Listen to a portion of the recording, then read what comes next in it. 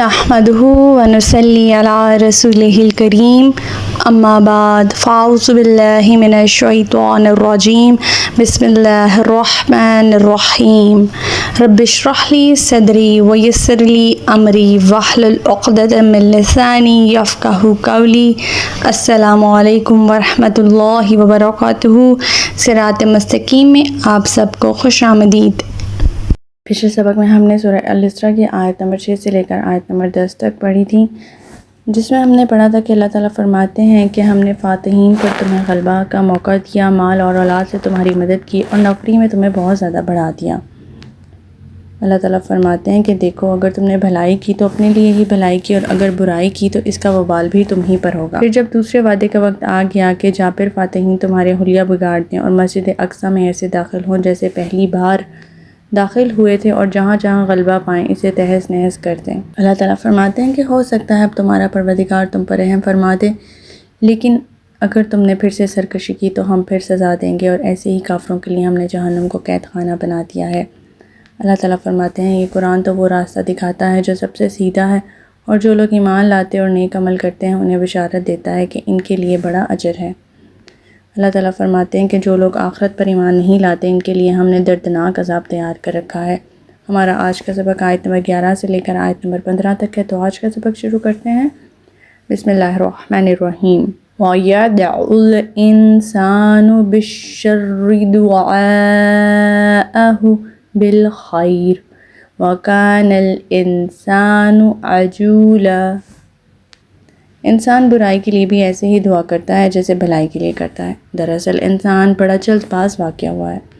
اب یہاں پر اللہ تعالیٰ انسان کی جلد باز طبیعت کا جائزہ لیتے ہیں۔ اللہ تعالیٰ فرماتے ہیں کہ انسان کی فطرت میں یہ بات ہے کہ جب اس کو کوئی سانحہ پیش آ جاتا ہے تو وہ فوراً بد دعا دینا شروع کر دیتا ہے، خواہ وہ بد دعا اس کے دشمنوں کے حق میں ہو یا اپنے حق میں ہو یا اپنی اولاد وغیرہ کے حق میں ہو۔ وہ یہ چاہتا ہے کہ بد دعا بھی اتنی جلدی ہی قبول ہو جائے، حالانکہ بعد میں اس کو احساس ہوتا ہے کہ اگر اس کی بد دعا قبول ہو جاتی تو کتنا بڑا نقصان اسے پہنچ سکتا تھا۔ جیسے کہ ابو جہل نے اپنے حق میں بد دعا کی تھی کہ اے اللہ اگر یہ نبی اور یہ قرآن برحق ہے تو ہم پر آسمان سے پتھر برسا۔ اسی طرح مسلمان بھی کفار مکہ سے سختیاں برداشت کرنے پر بعض دفعہ بد دعا کر دیا کرتے تھے، حالانکہ انہیں لوگوں میں سے اکثر بعد میں ایمان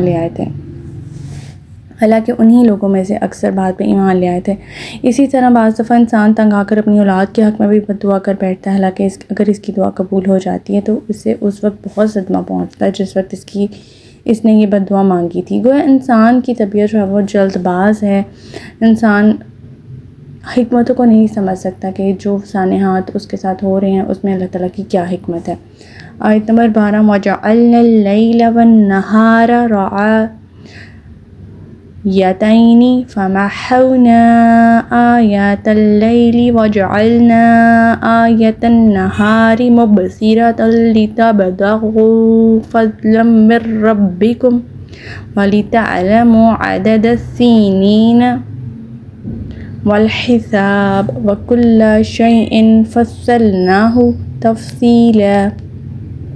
دیکھو، ہم نے رات اور دن کو دو نشانیاں بنایا ہے۔ رات کی نشانی کو ہم نے تاریک بنایا ہے اور دن کی روشنی کو روشن، تاکہ تم اپنے پروردگار کا فضل تلاش کر سکو، اس لیے بھی کہ تم ماہ و سال کی گنتی معلوم کر سکو، اور ہم نے ہر چیز کو تفصیل سے بیان کیا۔ اب یہاں پر دن اور رات کے فائدے کیا ہیں اللہ تعالیٰ یہاں بیان کرتے ہیں کہ اللہ تعالیٰ نے جہاں کہیں دن اور رات کا ذکر فرمایا تو پہلے ہی رات کا ذکر فرمایا، جس سے معلوم ہوتا ہے کہ فطری طور پر دن 24 گھنٹے کا شمار ایک شام یا غروب آفتاب سے لے کر دوسرے دن کے غروب آفتاب تک ہوتا ہے۔ خواہ دن چھوٹے ہوں بڑے ہوں، راتیں لمبی ہوں چھوٹی ہوں، یہ مدت ہمیشہ ہر موسم میں برابر 24 گھنٹے ہی رہے گی۔ دوسری بات یہاں سے یہ معلوم ہوئی کہ دن اور رات کے آنے جانے میں نہ رات کی تاریکی یکدم آتی ہے، نہ ہی دن اپنی پوری روشنی کے ساتھ ہمیشہ کے لیے نمودار رہتا ہے، بلکہ اللہ تعالیٰ کے ہر کام میں ایک قانون ہے۔ رات کی تاریکی آتی ہے تو بتدریج چاند کی روشنی آتی ہے اور بڑھتی ہے، بتدریج اسی طرح سورج کی روشنی اور بھی بڑھتی اور کم ہوتی رہتی ہے۔ موسم میں تبدیلیاں آتی ہیں، اسی طرح جب کسی قوم پر عذاب آتا ہے تو وہاں بھی بتدریج یہی قانون کار فرما ہوتا ہے، انسان کے جلدی مچانے سے کچھ نہیں ہوتا۔ اس طرح رات اور دن کی آمد و رفت میں انسان کے لیے کئی فائدے ہیں۔ دن کو وہ اپنی معاش تلاش کر سکتا ہے، رات کو آرام کر سکتا ہے، اس کے علاوہ دن اور رات کی مدت کے تعین سے مہینوں کی بھی گنتی ہو جاتی ہے۔ اللہ تعالیٰ کی ہر کام میں حکمت ہے اور بہترین قانون ہے۔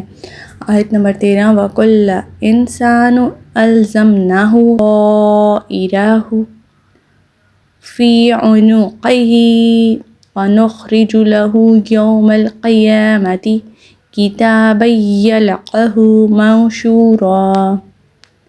ہر انسان کا عمل ہم نے اس کے گلے میں لٹکا رکھا ہے، جسے ہم قیامت کے دن ایک کتاب کی صورت میں نکالیں گے اور وہ کتاب کو کھلی ہوئی دیکھے گا۔ طائر کا لغوی معنی ہوتا ہے پرندہ، دوسرا معنی ہوتا ہے قسمت، مگر جب اس سے مراد انسان کا نامہ اعمال لیا جاتا ہے، مطلب یہ ہے کہ انسان کی بدبختی یا نیک بختی کا ریکارڈ باہر کی دنیا میں ہی نہیں بلکہ وہ خود انسان کے اندر موجود ہے۔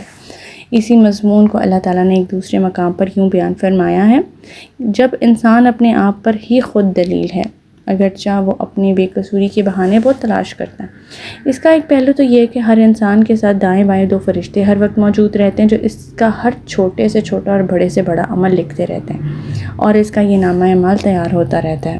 اللہ تعالیٰ فرماتے ہیں کہ جب قیامت کی صبح نمودار ہوگی تو انسان کی نگاہ اس قدر تیز ہو جائے گی کہ انسان یہ سب کچھ دیکھ لے گا، اپنا نامہ اعمال پڑھ سکے گا۔ آیت نمبر 14 اقرأ کتابک کفیٰ بنفسک اليوم علیک حسیبا۔ ہم اسے کہیں گے پڑھ اپنا نامہ اعمال، آج تو خود ہی اپنا حساب لینے کو کافی ہے۔ آیت نمبر 15 من اہتدی فإنما یہتدی لنفسہ ومن ضل فإنما یضل علیہا ولا تزر وازرۃ وزر اخری وما كنا معذبین حتی نبعث رسولا۔ جس شخص نے ہدایت قبول کی تو اس کا فائدہ اسی کو ہے اور جو گمراہ ہوا تو اس کا وبال بھی اسی پر ہے۔ کوئی گناہ کا بوجھ اٹھانے والا دوسرے کا بوجھ نہیں اٹھائے گا اور ہم اس وقت تک عذاب نہیں دیا کرتے جب تک اپنا رسول نہ بھیج لیں۔ قانوناً جو جزا اور سزا کا اللہ تعالیٰ کے ہاں معیار ہے وہ یہ ہے کہ انسان کے اوپر رسول آتے ہیں، اسے ہدایت دیتے ہیں، قرآن و حکمت سے آگاہ کرتے ہیں، اللہ تعالیٰ کے احکامات اس پہ واضح کرتے ہیں۔ اب اگر وہ سرکشی دکھاتا ہے تو اس کے بعد ہی اسے سزا دی جاتی ہے۔ رسول بھیجنے کا مقصد یہ ہوتا ہے کہ انسان کے اوپر حجت قائم ہو جائے کہ تمہارے پاس رسول بھیجا گیا تھا جس نے اللہ تعالیٰ کا پیغام تم تک پہنچا دیا تھا۔ اب وہ یہ نہیں کہہ سکتا کہ میرے پاس تو ہدایت ہی نہیں آئی، اس وجہ سے میں نے اس کو فالو نہیں کیا۔ تو ہمارا آج کا سبق یہیں تک تھا۔ اللہ تعالیٰ سے دعا ہے کہ اللہ تعالیٰ قرآن پاک کے احکامات ہمیں عمل پیرا ہونے کی توفیق عطا فرمائے۔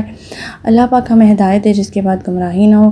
ربنا لا تزغ قلوبنا بعد إذ هديتنا وهب لنا من لدنك رحمة إنك أنت الوهاب سبحانك اللهم وبحمدك أشهد أن لا إله إلا أنت أستغفرك وأتوب إليك۔ السلام علیکم ورحمۃ اللہ وبرکاتہ۔